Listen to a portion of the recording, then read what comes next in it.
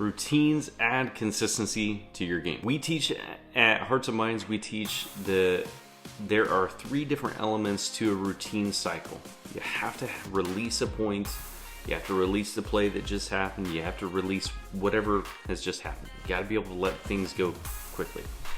Then we plan the next phase of the routine cycle. The third is the go phase, and that is getting yourself ready to compete right now and flip the switch to let's go, let's compete. We train this in this cycle because if you think about it, points in a match or sports in general, they follow a start-stop pattern. Very few sports are continuously ongoing. We teach that there are 3 different phases to this, and having a strong routine is much more than just how many times you bounce the ball, or how many times you flip the racket, or how many times you step out of the batter's box, or how many times you bounce the ball at the free throw line. It's so much more than that. And if you're just doing the physical part, that's great. That's part of it. That's half of it.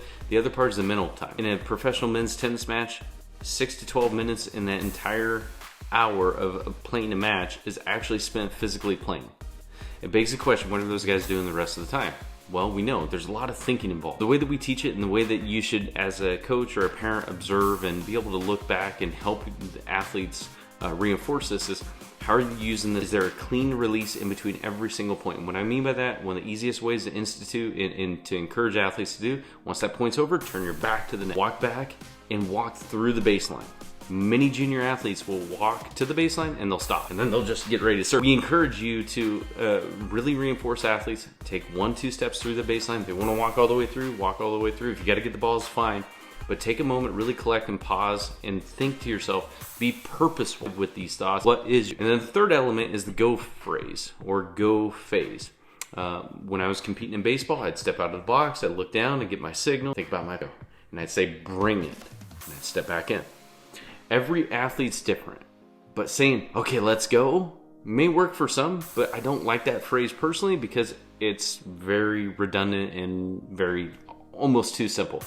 So one of the encouragements I would have is work with your athlete. Ask your son or daughter, if you're a parent watching, ask them what is their go phrase that they can use to really trigger themselves to get in the moment, to be ready to compete right now. What locks them in? And then we compete. If you're serving, we need to add how consistent are you for first serve, how many bounces on first serve, second serve as well, and then what are you doing in between physically as you're waiting to return. So this is the routine cycle. Again, in tennis world, we hear a lot of or rituals. Listen, potato, they're all virtually the same routines, teaching this cycle.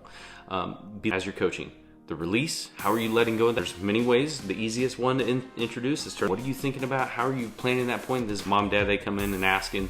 And number 3 is what's your go word? What's your go phrase? Be on the lookout and make sure that you're using these 3 elements to help with the routine cycle. Routines add consistency to any game at any level. See you soon.